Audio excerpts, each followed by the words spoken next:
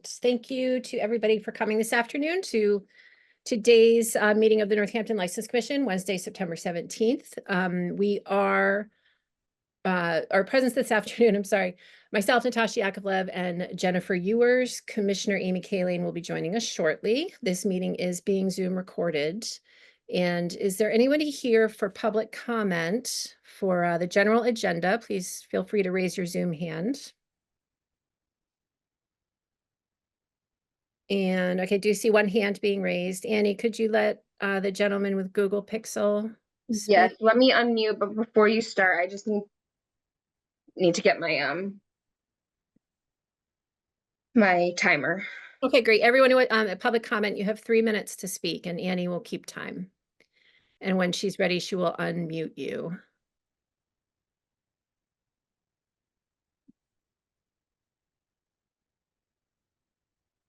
Okay. Hello? Can you hear me?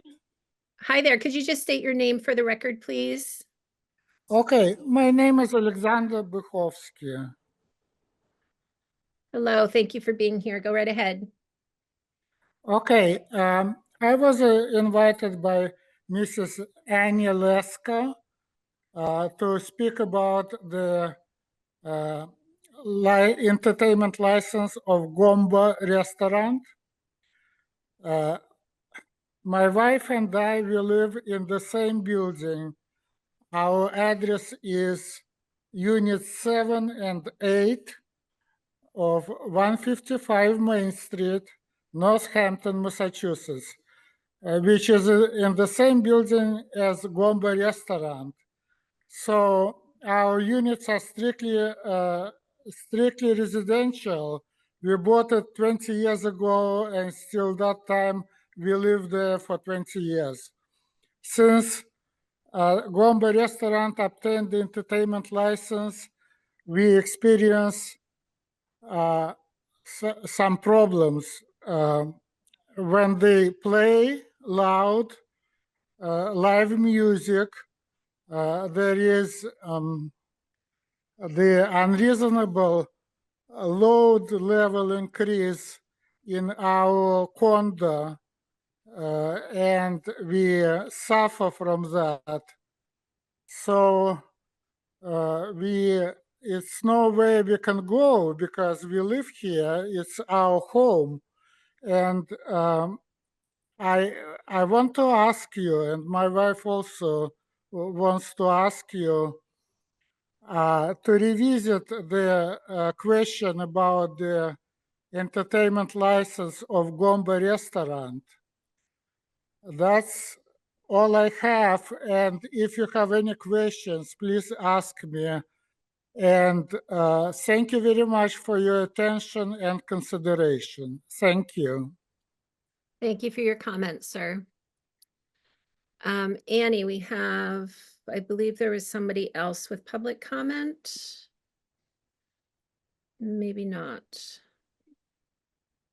No. Okay, seeing no further hands, we will get started with our agenda this afternoon. We're opening up with a public hearing on an application for a transfer of an annual wine and malt package store license. The transferor is Ohm Shell Hampton Incorporated, DBA Racing Mart. The transferee is 54 Racing Mart Shell Incorporated, DBA Racing Mart at 54 East Hampton Road in Northampton. And the proposed manager is Gina Marie T. Boyer. And I will make a motion to open the public hearing. Second. Natasha Yes. and Jennifer. Yes.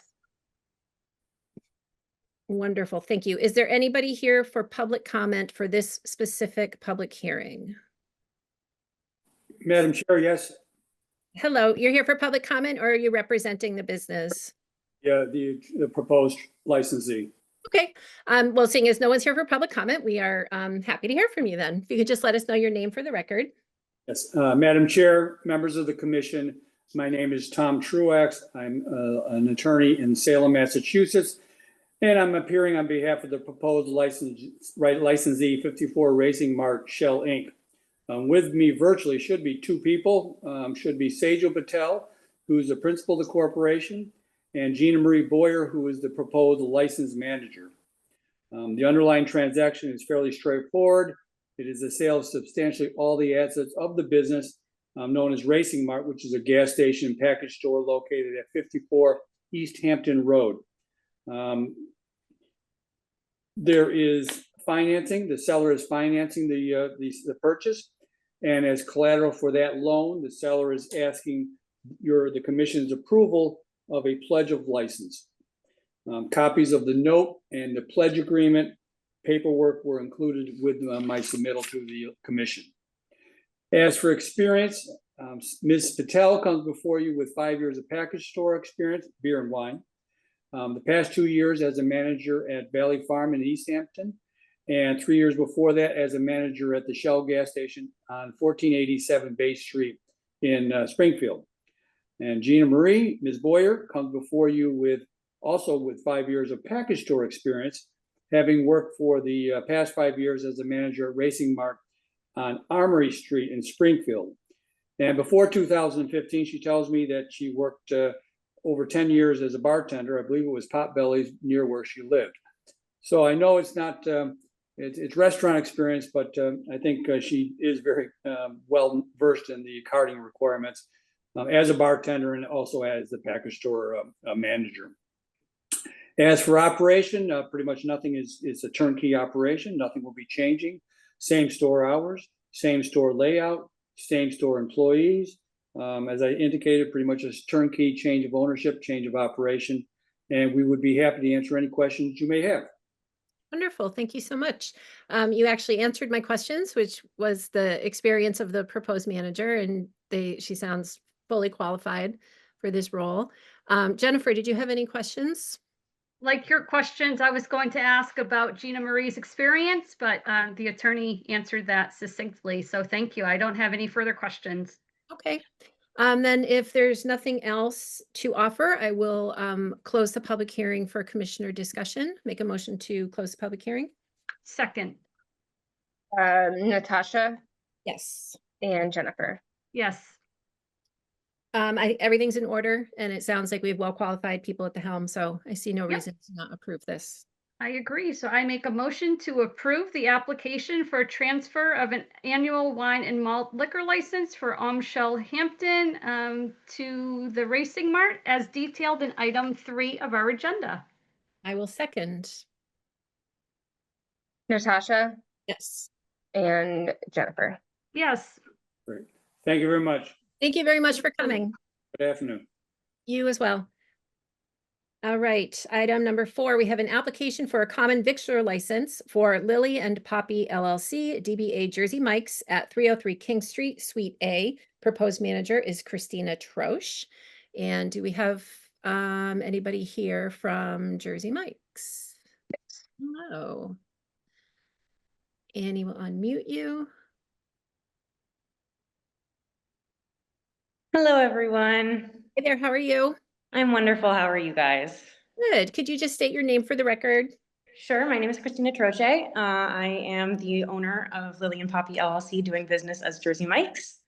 Excellent. Thank you for coming. And congratulations. Thank you very much. Do you have other locations? No, this is our first. Oh, okay, great. Great. It sounds like people are excited that you're here. Yes. Yeah. We've been doing significant business, so happy to be on this final step of getting the final approval here. Absolutely. And I saw that there was, you made a very large donation to the Northampton Survival Center. So on behalf I'm very happy to be a part of the Northampton community and supporting the people in the community. Yeah, that's awesome. It was very generous. Thank you.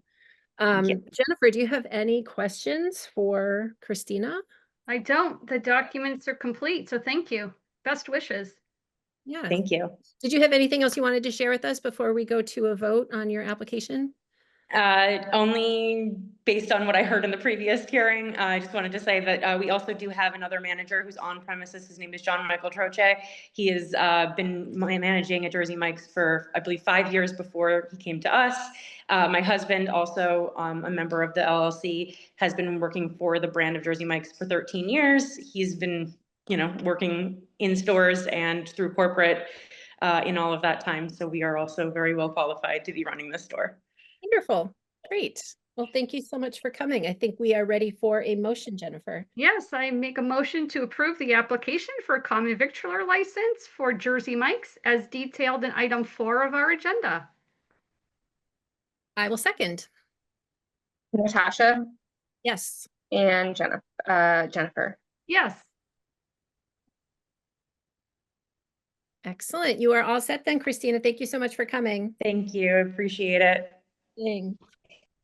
Next up, we have a public hearing on an application for a change of category. Labonte and Banas LLC, DBA Toasted, 111 Pleasant Street. This is a change of category from wine and malt to all alcoholic beverages.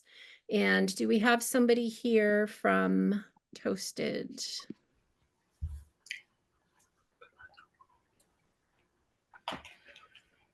Yes, I did. I thought I asked him to Hello, unmute. I'm here. Brad is here. Okay, wonderful. Thank you. I will make a motion then to open the public hearing. Second? Natasha, Yes.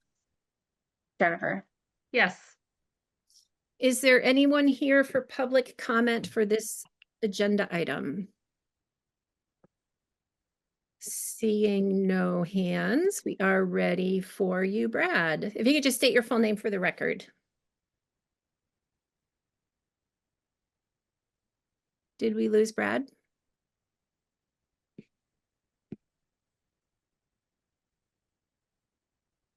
Oh, looks like he's muted. I've asked him to unmute. Brad, if you can see. Hi, everyone. My name is Brad Labonte Banis. I'm representing Labonte and Banis LLC, doing business as Toasted. We are looking to switch over to a full liquor license so we can boost our sales. Part of the appeal is as this evening we have an event going on, so we're trying to do catering in the evening, and alcohol will definitely help us boost that. And then the other option is that we're looking at is bringing Toasted in the evening. We're gonna do dinner Thursday, Friday, and Saturday nights moving forward. It won't be breakfast. It'll be a whole new different menu and tapas to extend our bar and hopefully get some usage out of that. Excellent. Yes, so you were the recipient of the July lottery for the liquor license, so congratulations on that. Do you, in your past employment, past positions, did you have experience managing a full liquor license? I'm just curious. Oh, he muted himself again. Oh, okay. Sorry, I'm not really good at this Zoom thing. Oh, you're doing great. I have not literal experience for myself, but when I was working at Riff's Joint for 3 years, I was acting as an owner pretty much and learning all of the business and aspects that he was dealing with the full bar and the catering situation he had. So it was secondhand experience, but you know, I did witness everything.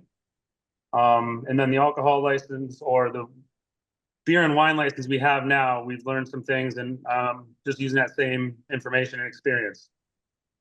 Excellent. Yeah, we haven't had any complaints or issues with how you've handled that license. Jennifer, do you have any questions or comments? No, the documents are complete, and like you said, we haven't had any complaints thus far, and I know that under Brad's leadership, they'll stay on track. No questions. Excellent. Brad, did you have anything else that you wanted to add before I close the public hearing? No, I pretty much pitched it. We're gonna do the evenings, Toasted in the evening, no breakfast. Again, I have to stress that. And then we're pushing catering. So if anybody's looking to book events, we're closed at 2 p.m., which leaves us open for the evenings very well. Okay, great. Thank you so much. Thank you. Then I'll make a motion to close the public hearing. Second. Natasha Yes. and Jennifer. Yes. Another one, paperwork's in order. I see no reason to hold this up, so I'm ready for a motion if you are. Yeah, I move to approve the application for a change of category for Labonte and Banas on doing business as Toasted, as detailed in item 5 of our agenda. Natasha Yes. and Jennifer. Yes. And Amy has arrived. I just didn't, she wasn't here for the discussion, so. Apologies for being late. That's okay. It's nice to see you. All right, then you are all set, Brad. Thank you so much for coming and good luck. Thank you very much. I'll see you guys later. Yes. Okay, next up, item 6, we have a public hearing on an application for a new liquor license. This is NoHo Social, LLC DBA NoHo Social Coffee Spot and Speakeasy at 261 King Street. The proposed manager is Garrick Perry. And I will make a motion then to open this public hearing. Second. Natasha, Yes. Jennifer, Yes. and Amy. Yes. And before we get started, is there anyone here for public comment for this specific agenda item issue? Nobody. All right, then we There are is a hand raised, Natasha. I think I saw a head shake. I don't think he's here Oh, for public comment. Apologies. That's okay. All right, then we are ready to hear from folks for NoHo Social. Who do we have with us today? Good afternoon, Peter Pusilowski on behalf of NoHo Social. Hello, thank you for coming. And Garrick Perry, also here on behalf of NoHo Social. Wonderful, thank you so much for coming. So do you want to give us an update on what your proposal is for NoHo Social? Sure, NoHo operated at this same location, unfortunately did not apply for renewal of its all alcohol on premises license, and therefore it expired. It took the client a while to acknowledge that it was a start all over situation, but here we are with an application for a new liquor license. Same operation, same terms and conditions. The only difference is that Mr. Perry, who I believe is known to you, will be the manager. So welcome to Groundhog Day. Garrick, do you want to let us know what the business plans are looking like at this point? Yes. So as I said before, we were going to do focus on some private functions. I have been in contact with folks to do some holiday parties and things like that. And we will be back for an entertainment license, if you guys grant us this, because we also would like to do some of what I call the soft art. So I've got some a cappella groups who are interested in doing some performances there, as well as some comedy events and small things like that. You know, no live bands or performances, but really focusing on community spaces and having and serving that area as well along that the commercial district where there is a number of offices and dealerships. So Okay. And what is your plan for public hours for public offerings? Like what does the balance look like for public offerings versus private functions? well, the plan is to have it be open for the public. Mostly, we're not going to do early morning yet. We're going to start in the evenings to really look for the workers who are getting out of work in those areas. Nothing really late night, and then we would expand. But for the most part, we're really excited to do mostly public hours. And if there are private functions, we'll let the public know that we'll close for that day. But I'm really excited to have a new space for people to socialize in. Wonderful. All right. Jennifer and Amy, you're up for questions and comments. Garrick, ahead. can I ask, just for the record, can you just briefly outline your experience in working at establishments with a similar license? Yes. So I have been in these industries for decades now. I was a bartender plus manager of Bishop's Lounge for a number of years. I also was the director of operations at Ray Street Live in Holyoke, which is a 500-person venue. After that, I actually was the manager over at Jackalope, which is a restaurant. So I do have restaurant experience as well as server experience. And then I was the director of venue operations at the Iron Horse most recently. We will not be serving food per se at NoHo Social, but we are looking to do catered events. So we will be reaching out to some of our local restaurants and businesses to partner with them as well to work. Great, thank you. You're welcome. Amy? I had no questions. Okay. Did either of you have anything else you wanted to offer before I close the public hearing for commissioner discussion? No, thank you. Thank you. You're all set, Garrick? All right, then I will make a motion to close public hearing. Second, Jennifer, sure, Jennifer, yes. Natasha, Yes. and Amy. Yes. Excellent. Again, we've been working on this one for a little while now, so I feel ready to move forward and get them going. I would agree. Yep, same All here. right. May I put forward a motion? Yes, please. I put forward a motion to approve the application for a new liquor license for NoHo Social as detailed on item 6 of our agenda. Second. Natasha, Yes. Jennifer, Yes. and Amy. Yes.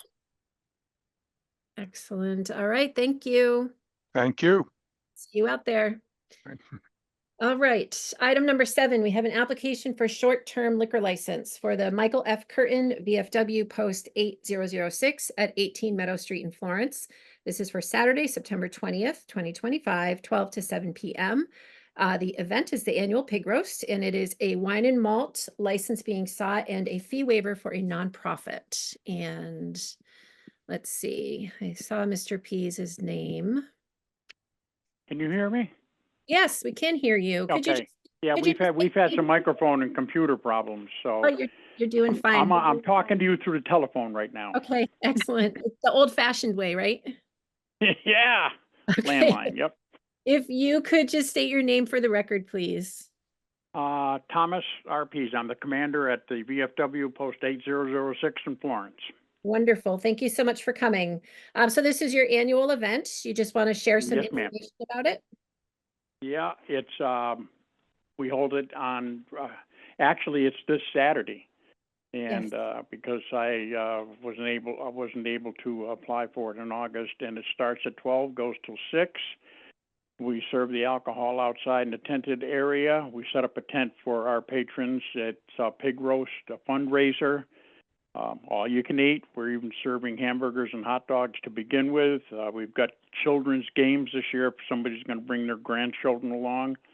And, yeah, it's open to the public. It's not just for the VFW. So like I said, it is a fundraiser.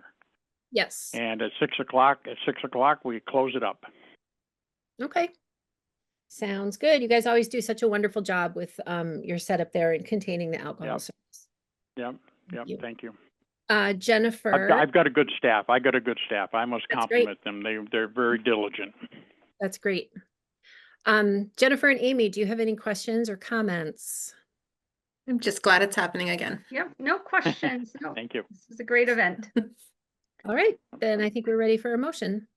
I'll do a motion to approve the application for a short-term liquor license for the Michael F. Curtin VFW Post 8006 as detailed in agenda item 7 with a fee waiver. Second, Natasha, Yes. Jennifer, yes. and Amy. Yes. All right, thank you for coming. Okay, yep, we'll be in contact. Thank you. All right, see you next time. Bye-bye. Item number 8, we have an application for a short-term liquor for Pioneer Valley Racing Incorporated, DBA Impact Racing Events. This is the Happy Valley Half Marathon and 5K on Sunday, October 19th from 9 to 3 p.m. at Look Park, 300 North Main Street in Florence. And it's a wine and malt license being sought. And we have someone here from, who's here for this? That's me. Oh, hello, there you are. Could you just state your name for the record? Yes, my name is Grant Ritter. Excellent. Thank you for coming. Thank you for You having just want to let us know a little bit about this year's event? Absolutely. So we're really excited to bring it back for the Happy Valley Half Marathon and 5K for the 9th annual. Our goal this year is to execute it the same way we've done it in the previous 8 years. Like you said, it's on October 19th. Starts around 9 a.m. It should be over by about 1 p.m. All of the alcohol will be contained within the pedalable area at Look Park. We'll have Drawing Board Brewing Company, Abandoned Building Brewing Company, and Headwater Cider. We expect around 550 runners, and the event benefits the Cooley Dickinson Hospital's campaign for their new emergency department. So we're really excited about that. Happy to answer any questions you have about it, and we're looking forward to the event. Excellent. Thank you so much. Remind me, how does this work? Do the runners get a ticket with their registration or something, a ticket for beer, or? Runners who are 21 plus, they have a tab on their number bib that will have for food and for beer, and they can redeem that for one beer or cider at one of the breweries, and then they can also purchase retail through them through the breweries at their booths. Yep. Okay. Jennifer and Amy, do you have questions? I do not. No, no questions. I can't believe this is the 9th one already. I think I've been to each one, so. Time flies. Nice. Right. I've been here for each license, so. Grant, did you have anything else that you wanted to add? No, that's it. If you have any questions, I'm always here for anybody. Okay, awesome. I think we are ready for a motion. So I'll move to approve the application for short-term liquor license for Pioneer Valley Racing, doing business as Impact Racing Events, as detailed on item number 8 of our agenda. I'll second. Natasha, Yes. Jennifer, Yes. and Amy. Yes. Excellent. Thank you, Grant. Thank you. Have a good day. You too. Have a great event. Thank you. All right, item number 9, we have an application for a short-term liquor license. This is for Highbrow Incorporated, DBA Highbrow Wood-Fired Kitchen and Bar at 12 Crafts Ave. The event is the Chamber of Commerce Meet and Greet on Wednesday, October 8th from 4 to 9 p.m. at Greenfield Savings Bank, 325 King Street, and this is for a wine and malt license. And could you just state your name for the record? Andrew Brough, of Thank you for coming. course, thank you. Sure. Do you just want to let us know a little bit about this event that you're doing? Yeah, so this is an event that I've catered several times. And this year they asked me to pour the beer and wine. So that's why I'm here. But it's a cool, past appetizers, some stationary apps, and it's gonna be a good amount of people, about 100 people. So Yep. for chamber. Okay, great. So it's not the usual arrive at 5. It's like a bigger type. Yeah, it's a bigger event because they invite all the bank heads from the other branches, and they like to show off, so they want me to do fancy stuff. So Okay. Okay. Amy and Jennifer, any questions for Andrew? I don't think so. No, no questions. No, he's a pro.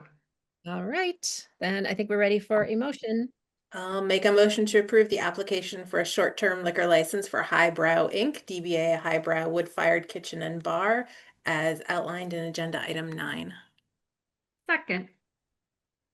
Natasha, Yes. Jennifer, Yes. and Amy. Yes. All right, thank you. thank you guys so much. Appreciate you. Sure thing. Item number 10, we have an application for short-term liquor license for Pedigo Services Corporation, I'm sorry, DBA Quonk. The event is a medieval fantasy night, Saturday, September 27th from 2025, from 7:20 p.m. to 11:30 p.m. at 122 Main Street. It is a wine and malt license being sought. And who do we have with us to state their name for the record so I know how to pronounce it in the future? Yes, of course. Hello, my name is Jonathan Pedigo. Hello, thank you for coming. And do you want to let us know about this event that you're doing? Yes, so as described, it is best described as kind of like a Renaissance fair, a little tiny little Renaissance fair that only you can only step into for 2 hours. There's live performers, some of them are witches, there's barbarians, and they kind of wander around the space and they interact with the 20 participants that come. And the participants bring their own costumes and they're kind of ushered and onboarded into the world, and they get to also play characters a bit as well, kind of blurring the line between what is performance and what is participation. And yeah, it's just a really fun night. And we're trying out beer and wine license for this venue to see how it goes. And which space is it in at 122 Main Street? So this is the basement space underneath Pinocchio's. Got it. So will people come in? So will you have 2 groups coming for 2 hours at a time, since it's a 4-hour event, or is the 2 hours within the 4 hours and then there's social time? I said that because we haven't scheduled exactly when the tickets are going to be released, and we tend to have time slots for tickets so that when people come in, we like to greet them one at a time. So yeah, it may be like a total of 2 hours for each participant, basically. Yeah, but it might be different time slots through the night. Thank you. I'll let the next questions come from Jennifer and Amy. I think it's such a cool space to try an event like that. I'm curious how is it a 21 plus event? Or are you carding when folks come in at the door, or like how Yeah, does the layout of it? It's a tiny space. I'm curious what the layout will be. Yes, so we have we're going to have several steps to onboarding. Outside is ticket checking, talking about costume, kind of introducing them to the world, and then of course checking ID and any other things that we need to take care of out of the world. That'll be outside, and then they come in and they're greeted again inside of the world. Oh, cool. Okay. Yeah. That's Jennifer? interesting. I don't have any questions, but thank you. Okay. Did you want to add anything else, Jonathan, before we go to a vote? No, that's all. Okay, great. It sounds really fun. Then we are ready for a motion. Yes, I make a motion to approve the short-term liquor license for Pedigo Services for their medieval fantasy night as detailed on item 10 of our agenda. Second. Natasha, Yes. Jennifer, Yes. and Amy. Yes. Wonderful. Thank you so much for coming and good luck. Thanks. Item 11, we have an application for a short-term liquor license for Gikari Low Hargrove. The event is the Halloween celebration, Friday, October 31st from 9 p.m. to 2 a.m. at 33 Holly Street. And this is a wine and malt license. And we are ready. If you could just state your name for the record. Hi, my name is Jakari Low-Hargrove. Thank you for coming, Jakar. Do you want to let us know about your event that you're having? Yeah, so we're doing in today's climate, things are pretty dangerous. So we wanted to do a safe Halloween celebration. It's a Friday night. There's going to be a lot of young people out looking for places to go after trick-or-treating with their family. So we figured we host the event out in Northampton. This is my first event in Northampton, first time doing a liquor license of any kind. So it was a lot of hoops to jump through. But I'm glad to finally be in this section. I'm doing this with a local East Hampton resident who owned a store out there, and she's like an author. So we just wanted to host a fun Halloween celebration. And it also happens to be my birthday, so we wanted to do like a little concert with some of the local artists, singers, performers, things like that. So it should be a good time. Should be a good time. Nice. You're doing the event in a great space for your first go at an event that serves alcohol. We're very familiar with that space, and they've always done a excellent job sponsoring events there. What is your plan for like entry and? So we're going to, we're still kind of debating if we want to do 18 plus or just do 21 plus. But if we do 18 plus, we're going to have two colored wristbands for people to enter. They buy tickets on Eventbrite or personal website that we have set up for the event. Green will be 21 plus, blue will be 18 plus. The bartender is tip certified, so she'll understand like the people coming in. She's gonna card everybody before serving alcohol and things like that. We'll have like a very small menu provided from Atlas, the distributor. And then yeah, that's pretty much it. Okay. Jennifer and Amy. I think it sounds like a fun event. The only question I had was, are we still waiting for liquor liability insurance? So the insurance liability, they are waiting for my liquor license. Yeah, I can't move forward without that. So that's why I'm here. Okay. Well, we can move you forward contingent on us receiving a copy of that once you have it. Yes, yes. Is there any specific stipulations? I've seen that there needed to be a minimum of $250,000 for the liquor liability. Annie will answer that question. Okay. Yes, I think that is the minimum requirement. I can pull it up real quick here. And then the other thing too is I'm working with two current companies to possibly give me the liability insurance, but I'm having a hard time finding a concrete one that doesn't require, because I'm not a bar or a restaurant, and a lot of the insurance liabilities are asking for like longevity standpoints because a lot of them don't provide day liquor license. So my question is, I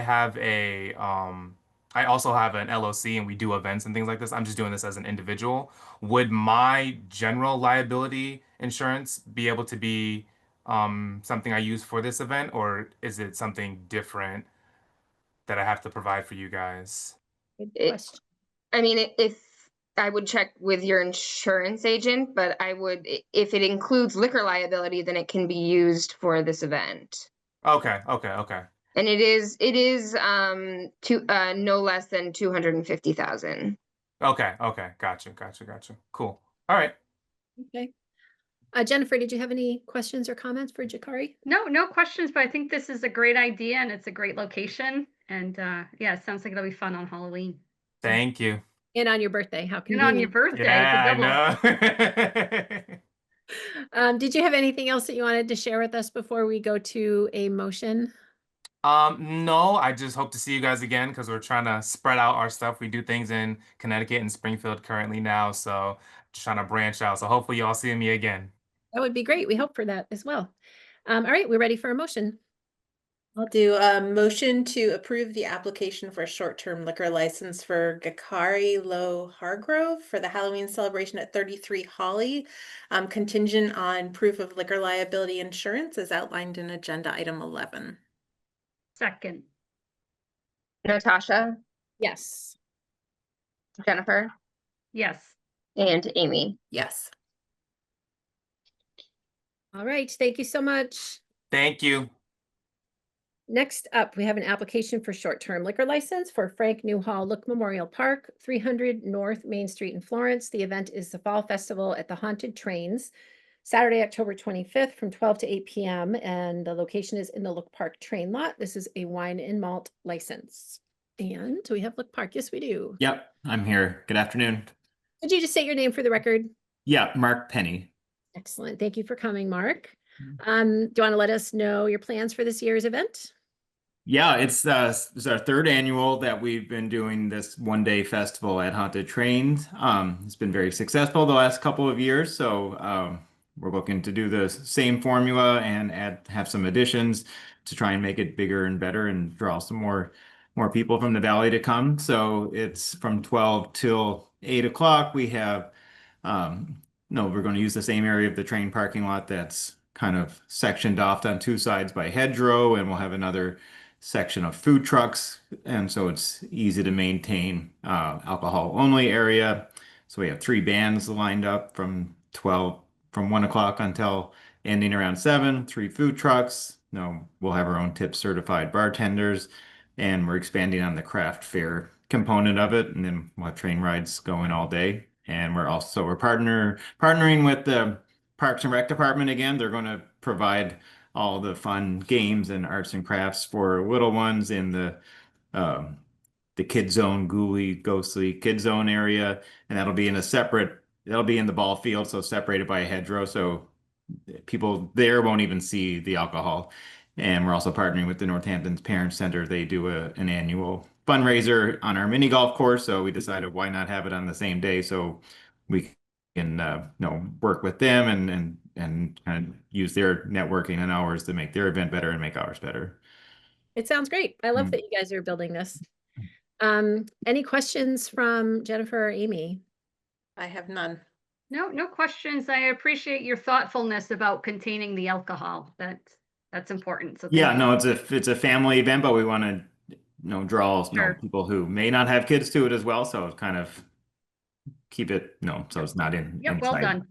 Nice. One question I do have for you guys, I know I heard on someone else's application earlier about since we are a nonprofit, is that something that Look Park is eligible in these types of events if I just provide the appropriate articles in the application to apply as a nonprofit to waive the fee?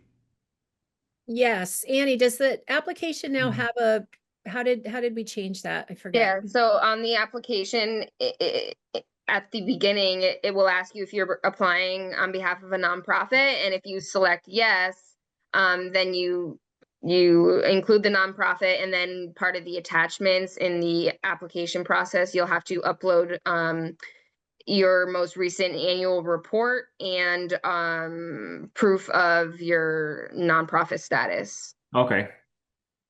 Is that Sounds good. something we can approve for them today since they come so frequently and he can get that documentation to you? Or does it have to go through that system? I don't see why not. It I wasn't. think I'm still able to upload because I had to upload our new liability insurance had expired the other day, and I was able to just go back in and add another attachment. I don't know. Yeah, Okay. the only thing is kinda- it's not on the agenda, but I think it might be okay. Okay, we can override it. Okay, And if it's sounds not okay, good. deal with that later.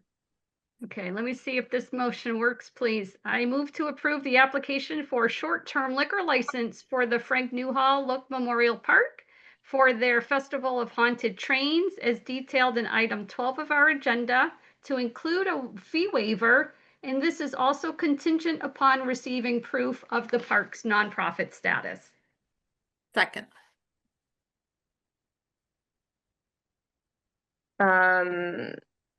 Natasha, Yes. Jennifer, Yes. and Amy. Yes. Excellent. Thank you for coming, Mark. All right, thank you guys. See you soon. Yeah, see you next time. All right, next up, we have item number 13. This is a public hearing on an application for a change of location and change of DBA on an annual all alcohol general on-premise license for 41 Strong LLC, DBA Luna. Location change from 41 Strong Ave to 300 Pleasant Street. DBA change from Bishop's Lounge to Luna, and the proposed manager is Carla Racine. And I'm going to make a motion to open the public hearing. Second? Was that Jennifer? Yes. Yes. Okay. Natasha, Yes. Jennifer, Yes. and Amy. Yes. Excellent. And before we get started, I will open up public comment for the specific agenda item. If anyone is present, you can raise your Zoom hand. Otherwise, get our attention. And are you seeing anything, Annie? I just don't want to miss it. There's a bunch of people in the room. I see the building commissioner. Oh, okay, great. Hi, Kevin. Okay, well, let's get started then without any public comment. Hello, Carla. Can you just state your name for the record, please? Hi, my name is Carla Racine, and I am the owner of 41 Strong LLC, DBA Bishop's Lounge, moving to change it to Luna and also change the location of Okay. the establishment. Okay, and can you just tell us briefly about the physicality of the new establishment? It's a smaller, far smaller capacity. There's a little bit of a different mission in there, and I believe the capacity through speaking with someone in the building commissioner's department, it's 49 people. It's a beautiful second floor, large studio space, and it has a central bar area, and then it has some ancillary rooms off of it. One that's offices, some music rooms that we have, a little lounge area, but most of the frontage is all lounge chairs. It's going to be a very kind of cozy, seated, like plenty of room to spread out, but have intimate lounge settings in it. okay. It's a dance floor and a stage area. The stage is on the ground. It's not raised or anything like that. Okay. It's got a lot of windows and it's really beautiful inside. The view is extraordinary. The view is like straight down Pleasant Street. It's really like something that the city hasn't seen. So, Okay. it's a special spot. I thank you for the description. I'm going to give Kevin Ross the floor. He is from the building department. He's got his hand raised and has some input. Hi, Hi, yeah, Kevin. I got a few questions for you, Carla. So who did you speak with here at the building department for that occupant load? Someone did the math with me. Let's see if I can get the name for. They did it based on the square footage. And also, let me see. The person I spoke with in the building commission was, I'm sorry that I don't know the name off the top of my head. Nathan Chung? Okay, Nathan is not in the building department. He's in the planning department. Okay, that's who I spoke with. Didn't speak with the building commission. I wasn't directed to you, sir. So there's quite a few things that you gotta go through first before you can start operating in there. Hold on a minute. I'm trying to. Okay. So for beginners, it's a change of use. So it was office space and now it's gonna be changed to an A2 use, which is nightclub. You're gonna be serving We're food. not going to be operating as a nightclub, though. So We're more of like a restaurant cafe. you're We're gonna have a probably not DJ. going to. What? You're gonna have a DJ? No, we're going to have art and music. I mean, we could have a DJ. We're not having DJs. Mostly we do live music if we do music. But it's not the concept of Bishop's Lounge. So if we could kind of remove ourselves from that, that was a 2 a.m. nightclub. There will, on your description. I'm sorry, my cat just threw up all over the window. So on the description, you have 3,687 square feet with a 10 by 30 outdoor area. Is that correct? Yes. So, and then also in it featuring all genres of music with primary focus on jazz, ensembles, world music, singers, songwriters, bands, and select DJs. So you're going to be having live music and DJs. So is there a fire alarm system in that building? I think that's something that we have to put in. So you got to I would say that has to be added. Fire alarm I was system aware of. with an entertainment response. And I need. Yeah. Well, you're talking about attach the sound system to turn off. Correct. Okay. So the occupant load that you came up with, 49, I'm coming up with anywhere between 245 to 737 people could possibly fit in that space. It's a big space. So 49 is not a realistic occupant number. I'm happier to hear the other side. I mean, it's like the space. Okay, I'll just let you keep talking about. So one thing I'm going to need, I don't know where to start with the system you're talking about. If you have some recommendations. So what you need to start with doing a zoning permit application here with the building department for a change of use. Okay. Okay. I thought I had, can you take this away? I thought I had talked to someone about that, but how long would that take about as far as like a timeline? We meet once a week. We are meeting on Friday of this week. So if you get something in tomorrow, it would be in this week's meeting. Typically we meet on Thursdays. Okay. I'll try to come. Should I come by City Hall to get paperwork? It's or to maybe here speak here in the building department that you'd have to get it. And that's where you file it. So then that would trigger all the other requirements that you're going to need for that space. You have 2 bathrooms there now? We have a bathroom on the first floor that we have access to, but there is a bathroom on the main floor, and there's another room that could be it has the plumbing. It doesn't have the toilet or the sink, but it has the plumbing for another bathroom to be created there. Okay, so that's going to be, your occupant load will also be determined by the number of restrooms you have. So even though you could have a lot more. Yep. Right now, I think only with that one restroom, you can only have 20 people in there. How many? 20. That's including 20, with one 20 bathroom. people with one bathroom? Yep. How is that? It's state plumbing code. One public bathroom? One public bathroom. And one staff bathroom? I mean, I know places in town that only have one bathroom to the public and their occupancy is higher than that, but I'm not going to talk about that. So it's a change of use. So you have to meet all the new requirements of state codes. Okay. All right, heard. Okay. Well, so there is a bathroom that can be created, and that was one of our plans, and that would, I'm sure, have a lot more advice on pulling permits and whatnot and getting plumbers in there and stuff like that. So I will probably be talking to you a lot. Okay, and then according to the assessor's card, the building is sprinklered, is that correct? No, the building has a sprinkler. There is like for lack of a better term, there's a sprinkler head that comes in off the street. And we had a person out there giving an estimate to sprinkler the whole building. That's something that we had someone out there about 4 months ago. And that is in our long-term plans. And I think that's where the 49 number came up, was 2 bathrooms, no sprinklers. And that's how that number came out of. I think it was the fire department I actually talked to about that. I think it was someone from the fire department.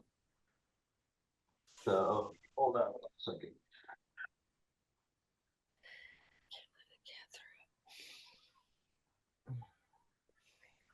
So if it's not sprinklered,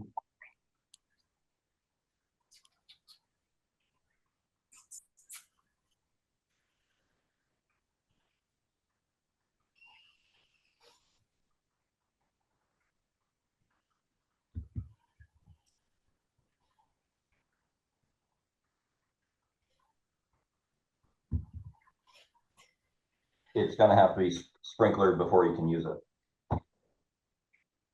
Because it's on the What? second level. You're gonna have to have sprinklers installed in that space before you can use it, because it's on the second level.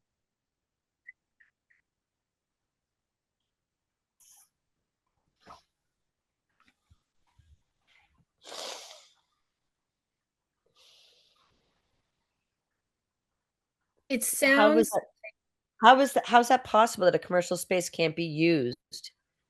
I'm confused. I'm very confused by this. It's the type, so in the building code, there's different types of use group.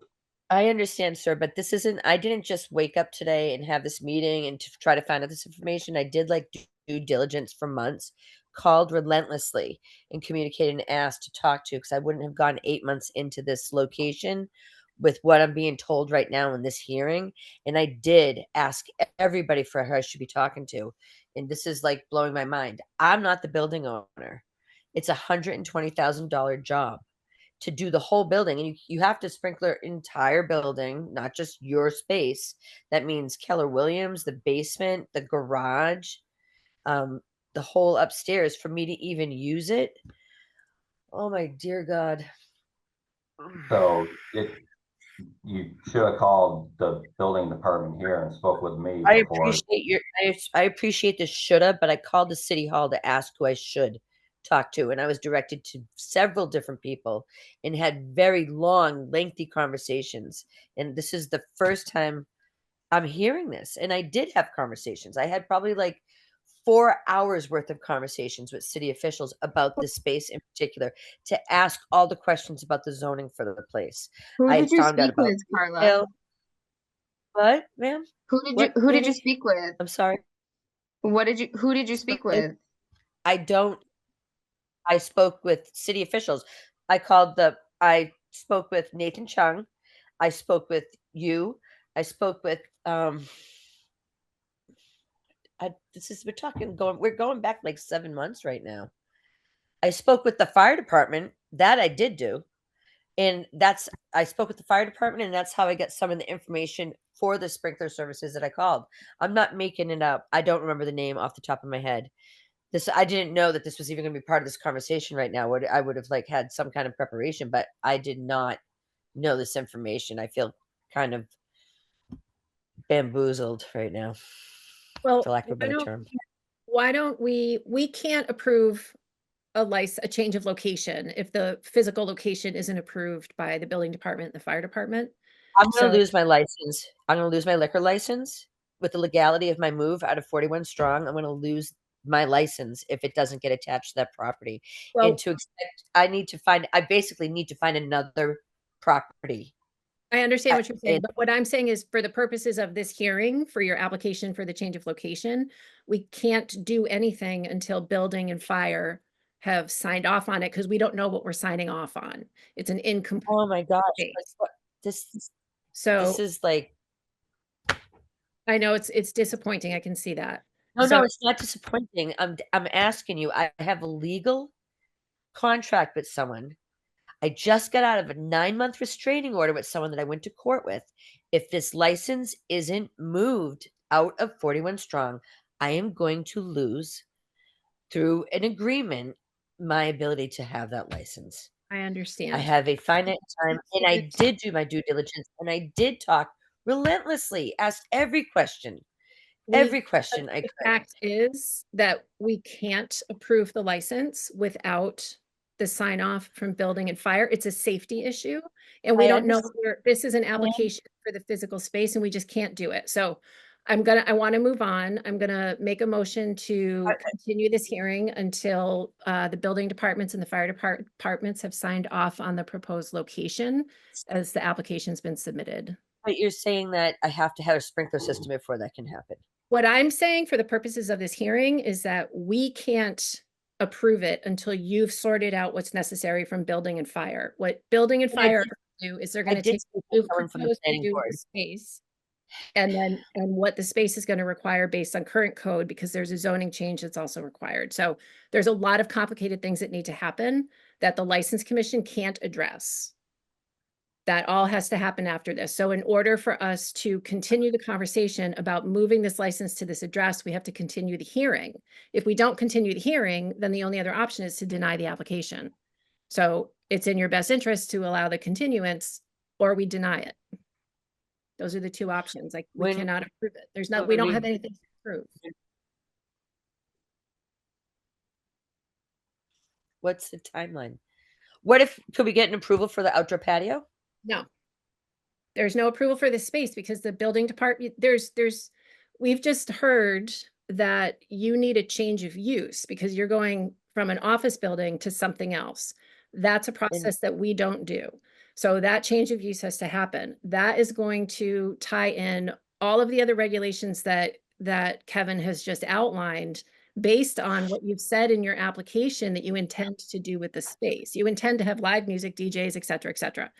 I didn't say DJs. Kevin said DJs. Thank you. It says DJs in 3 different places on your application. I just want to move this along because we can't help you with this application. fine. Sure. Okay, so please don't leave us because we're not done yet. I'd like to make a motion to continue this hearing until we have sign off from the appropriate departments, which in this case would be building department and fire department.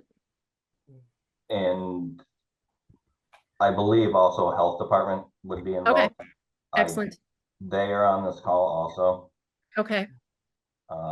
Did the health department want to contribute any information or is catching up with this?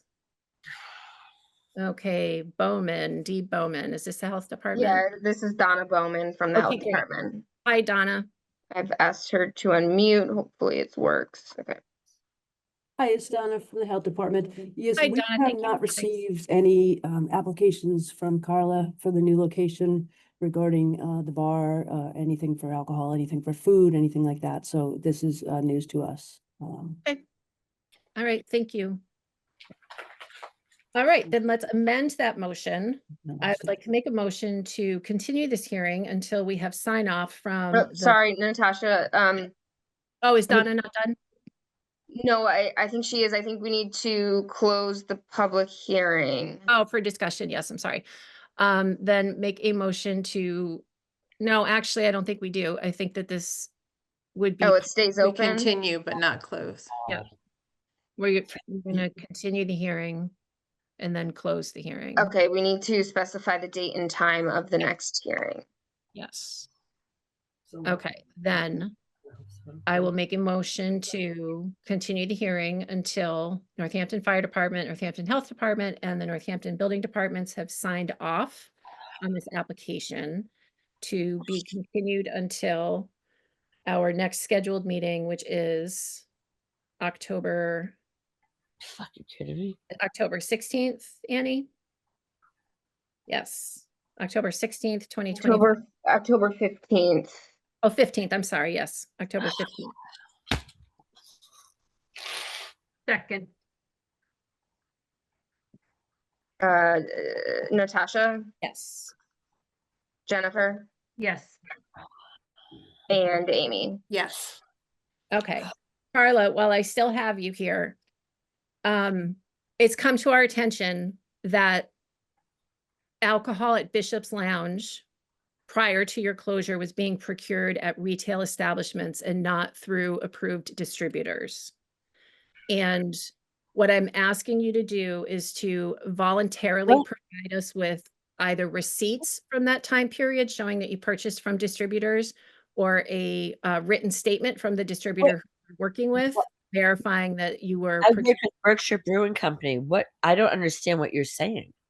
If you could provide receipts from when you were operating Bishop's Lounge, showing that you were procuring your alcohol from an approved distributor.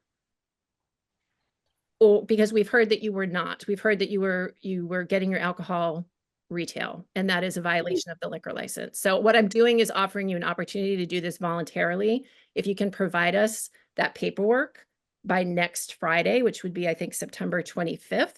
Sure. Then we can avoid doing a public hearing to discuss a potential violation.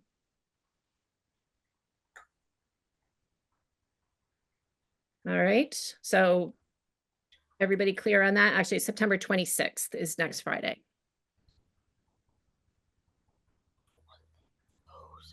Then I think now we're ready to close the public hearing.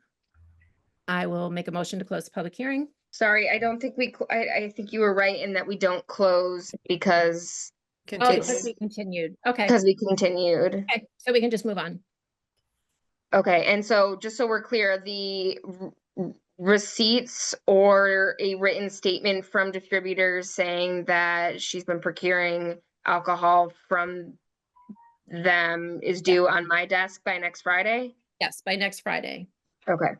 For Bishop's Lounge at 41 Strong.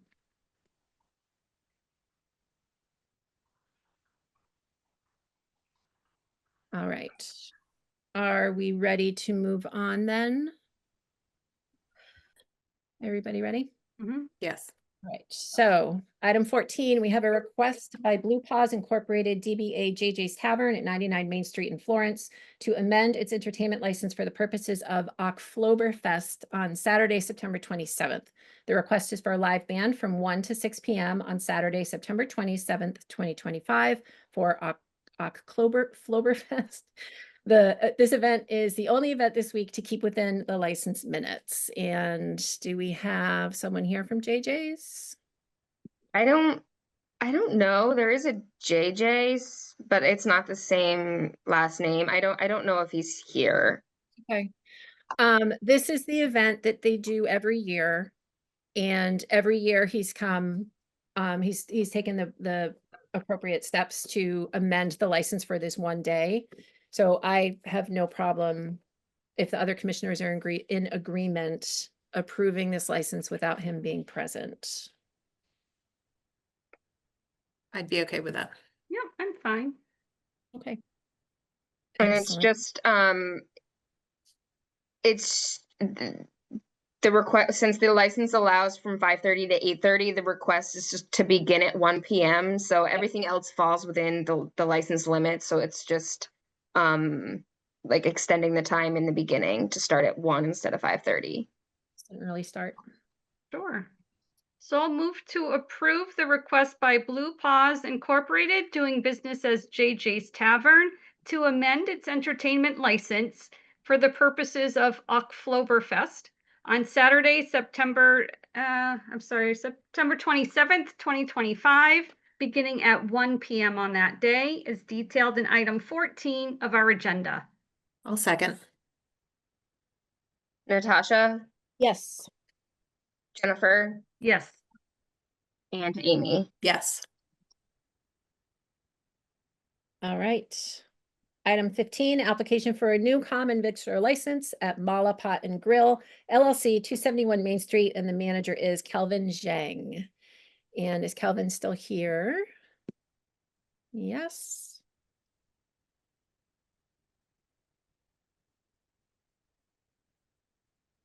Hello. Hi, how are you? Good, how are you doing? Good. Could you just state your name for the record, please? My name is Calvin. Excellent, and last name? Zen, Z-H-N-G, yep. Wonderful, thank you, it's nice to meet you. Nice to meet you. You're kind of the talk of the town right now. Everybody's wondering and waiting, and so why don't you tell us what it is that you'll be opening on Main Street?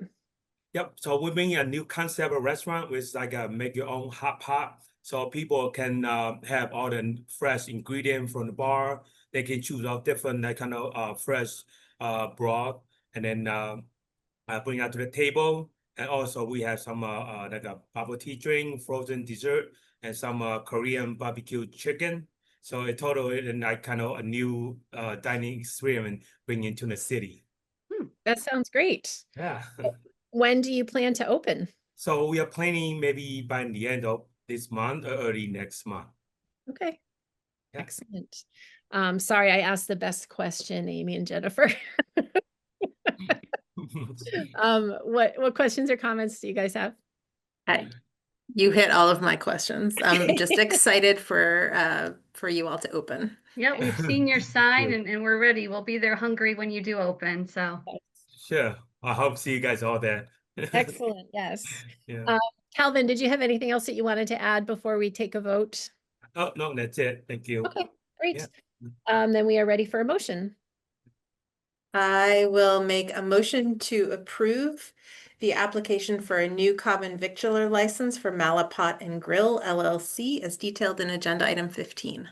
Second. Natasha, Yes. Jennifer, Yes. and Amy. Yes. All right. Wonderful. Thank you, Calvin. We'll see you Thank soon. you so much. And I Right. hope you guys over there when we open. We will See be you there. We'll be Yeah, there. Thank you. Yeah. Bye. Bye. Thank you. Okay, next up, we have a discussion. Emailed noise complaint regarding Telus' entertainment and a letter from the Ordinance Review Committee. So we had received via email from Annie a couple weeks ago, the letter regarding concerns from tenants or residents who live in the vicinity of Telus. And since then, we've also received the letter from Ward 4 Counselor Dubs, who chairs the Ordinance Committee, referring this issue to us because the complaints were brought to ordinance on June 30th. So in preparation for this discussion, I asked Annie to pull just copies of the licenses because we don't always have those in front of us when we are dealing with a noise complaint. So it's helpful to see that. And also to pull the data from the police department because the email that we received with the resident concerns outlined, it sounded like a lot of calls to the police. It sounded like disruption after business hours on public property and things of that nature. So we've seen the evidence from the police department, 289 phone calls between July of 2023 and this past week is quite a lot of phone calls. Some of them are noise complaint phone calls, but there looks to be an awful lot of phone calls that are kind of coming from within the house of things that are going on inside the establishment and being taken care of by staff with police assistance. My recommendation is that we hold a public hearing on this so we have an opportunity to speak with the owners of Telus, get a better understanding of what their sound system is like, what sound mitigation features they have in the restaurant, if any. We do have the rules and regulations about readmittance after 1 a.m. They should be aware of that. If people are coming going after 1 a.m., that is a violation of the extension of the license until 2 a.m. So we would need to get that information as well. So if you are in agreement, I would suggest we schedule a public hearing for our next scheduled meeting. Or other ones, whatever you think that sounds great to me. The only other thing that I was thinking, and I don't know if this is something that police could weigh in on, it felt like there were two issues. One was issues about noise from Telus, which it seemed like a lot of those didn't violate the noise ordinance. But the other issue, which seemed to be more the problematic piece, were people who would gather in the parking lots after Telus closed. And I'd just be curious, like, do the police patrol around there? Does it happen all the time? Can they move people along? Like, I'm not sure that we can necessarily solve that problem, but I'd love some input on what that could look like from the police, maybe. So the last time the issue came directly to License Commission, and I don't recall if it was someone who came to public comment or if it was emails or phone calls to the office, but we did, Annie, didn't we speak with Amanda at Telus about containing, because the decibel count that was done by the city shows that it's within what's acceptable. However, when the door opens and closes, that changes. Yep. We did talk with them about managing that system better in some way and having an awareness of what that does, how that does change the outside environment when people are coming and going. It's certainly something we will revisit with them when we can speak with them. But I think your question about the police activity and presence is helpful. And I mean, I don't know necessarily that it's anything that we can do something about, but if the issue is the parking lot and not tell us, it would be nice to clarify that. Right, it is hard. I mean, when the establishment's open until 2 a.m., yes, we do have to have a conversation about how all that's being managed, but that email said that people are fighting in the parking garage at 4 a.m. There's absolutely nothing we can do about that. And I also don't think that it's the business's responsibility. I don't think what's happening at 4 a.m. in public property should impact somebody's license and how they're operating their business. For sure. That's a police concern. Yeah. That was my concern too. I didn't know if we're going to do a letter to respond to Counselor Dubs or, but I do feel like we need some assistance. I mean, if there are loitering concerns, I do feel that that is beyond the scope of the good neighbor ordinance and what the License Commission is sort of tasked with. Yeah, it's that really fun gray area Yes. of how people experience what some consider sound, what some consider noise. And it's hard. And it's, the good neighbor language isn't prescriptive. It's just, and that was born of having really terrible meetings between neighbors and one business. And it was awful. And it was finally just like, can you guys just be nice to each other? Like, let's figure this out. So that's why we put that good language in. But then we do have the ordinance or the rules and regulations that Jeremy or Counselor Dubs cited in his letter, regarding the basically quality of life and how businesses are impacting places. So it's my least favorite conversations that we have with people, but it's hard. So I guess I'm just wondering if it would make sense to invite somebody from the police and ask them to come just to chime in on their perspective on that. So we're not just saying, sorry, it's nothing we can do anything about, but at least to have that conversation. I think that would be helpful. Annie, do you think that's possible? So we would be inviting someone to speak at the hearing. Yes. And the hearing is going to be at the next regular meeting. Okay. Yeah, I can make that request. Okay, that would be great. Yeah, we used to forever ago have the police come to meetings.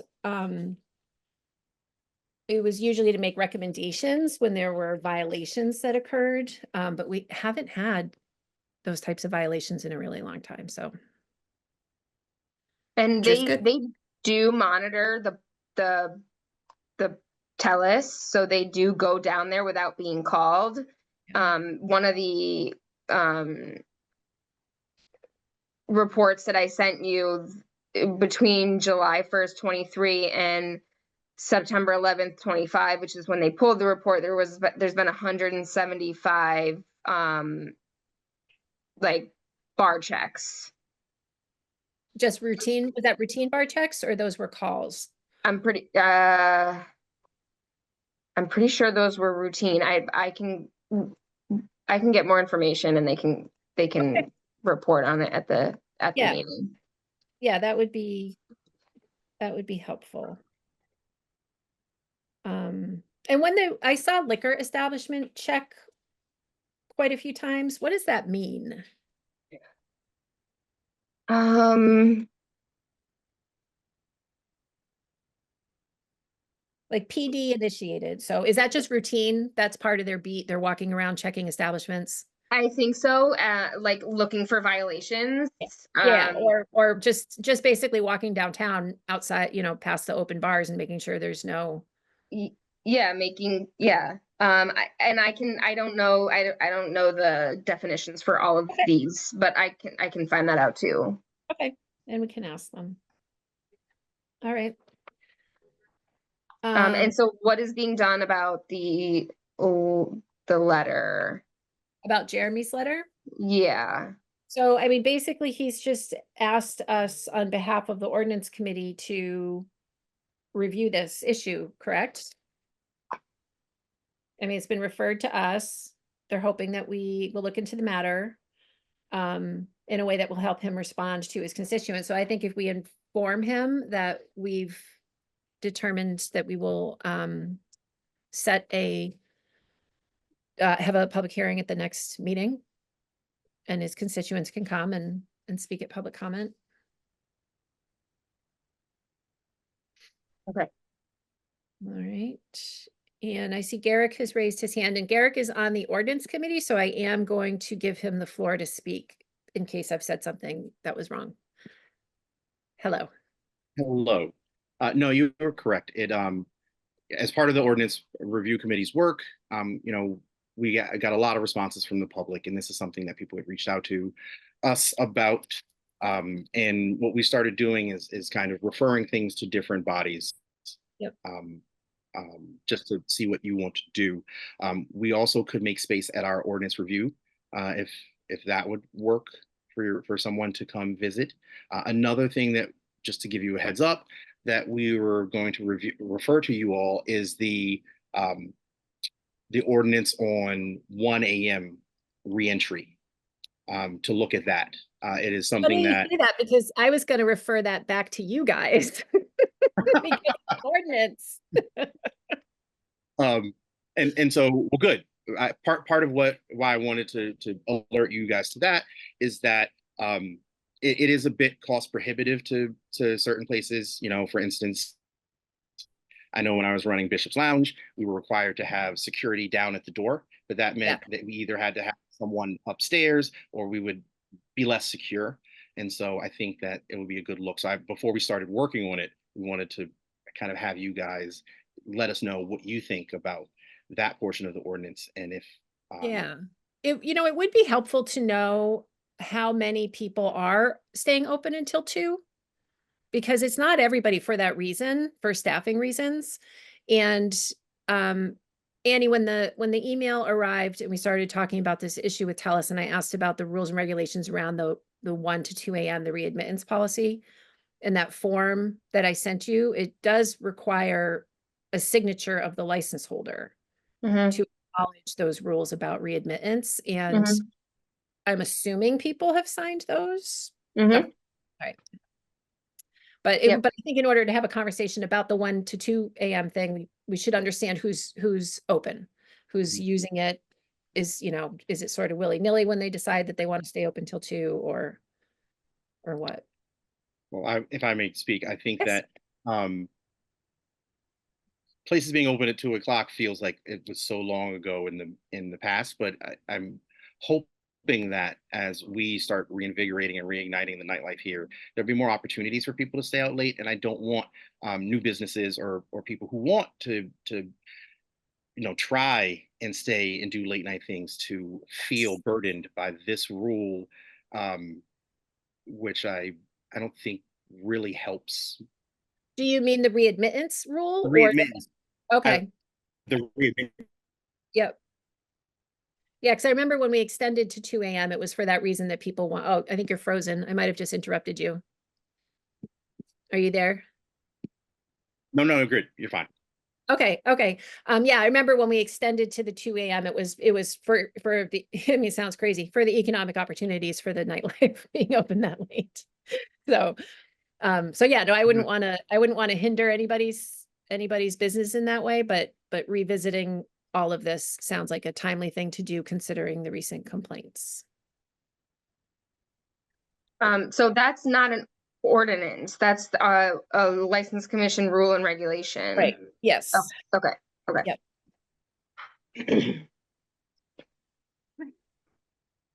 Thank you. Sure thing. And I'll be here forever. Thank you. Do the commissioners have anything else they want to discuss regarding the TELUS noise complaint? No, I think that plan sounds good. Yep. Okay. Yeah, So I agree with the plan. Thank you. Excellent. So we can move on to the next noise complaint, which is for Gombo. And I would suggest a similar approach is to have a public hearing, so we have an opportunity to speak with the restaurant owners, talk further about what their sound space is like and things like that. Does that make sense? That makes total sense. Okay. And we can schedule that also for our next meeting in October? Yes. Okay. Excellent. Natasha, will we have our, I'm trying to remember the email from Cassidy. Were there concerns, was it fire safety? So Cassidy said that as part of their HOA, they need to actually go through that unit owner's apartment to get to systems, and that the unit owner was not allowing that to happen. It was sort of tying into this, which is not an issue we can fix because that's like a HOA situation. Hey, this is Cassidy. Hi, Cassidy. I just want to say that that's not an issue anymore. We Okay, were perfect. able to get access to clean the vents, and Okay. it happened yesterday. Oh, wonderful. Great. Okay, well, that's good to hear. Thank you. Oh, good. Okay, I just want to make sure we didn't have any safety issues or, okay, thank you, No. Cassidy. All is good. Okay, Great, good news. all right, so I think that sorts that agenda item. We will have a hearing for a more open discussion amongst parties on October 15th. Great. All right. Next agenda item, we have a clerk's update. Yeah, so this is, the state has added language to Mass General Law, Chapter 138, to allow for annual wine and malt licenses to be converted to annual all alcohol licenses. In order to do that, the city council must adopt this part of the law. I drafted it, a city council order. The attorney Seawald signed off, the mayor has signed off. And the license commission is not legally required to vote on it. The council could ask the license commission to weigh in if it wants its input. So this is just notification to you that the mayor will be putting this forward at an upcoming or city council meeting. Excellent. Great. I love it. Yeah, and if they want, I mean, we can, it says on the, it says on here in city council, September 18th. It was supposed to be, we didn't get it on the agenda. No, yeah. Okay, great. So we have time. So if you require anything from us. Yeah, we wanted the license commission to weigh in on it if needed before it went to council. Yep, I would be 1000% in support of this. Anything else on that topic? No. Then I believe we are ready to approve the minutes of July 16th and August 29th. Yes, I'll make a motion to approve the minutes of July 16th, 2025 and August 29th, 2025. I will second. Natasha? Yes. Jennifer? Yes. And Amy? Yes. Super. Any new business? No? I have just a question. Do you want me to put something on the agenda for the next meeting to talk about the 2 a.m.? Yes, we should have a conversation about that.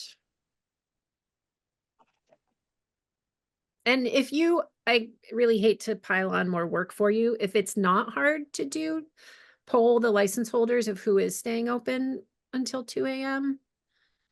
I can certainly pull the license holders that have signed the 2 a.m. agreements. I don't know if they're open until 2. I can reach out. Well, and I don't know even if it matters, because it doesn't sound like anybody is interested in limiting hours of operation and taking that back.